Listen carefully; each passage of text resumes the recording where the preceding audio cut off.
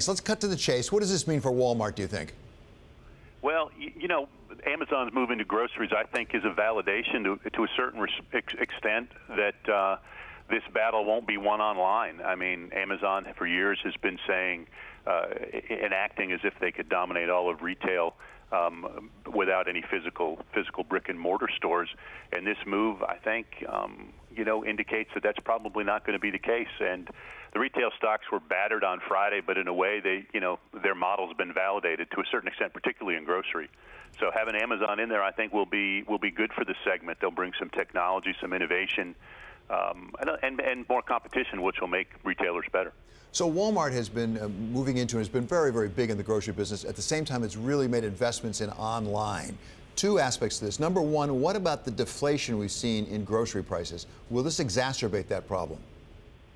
Well, this in and of itself probably won't, but probably, having a bigger impact on price and price deflation will be the discount segment, and Aldi and now Lidl's entry into the U.S. will continue to drive food prices down. Make it more difficult, I think, for premium prices at Whole Foods to remain, and so I would expect that Amazon would begin to try to move those prices down. Well, and there were reports over the weekend already that Jeff Bezos, one of the things he wants to do is get rid of Whole Foods' reputation for being high price and start cutting price. Can they do that without undermining the brand that they bought?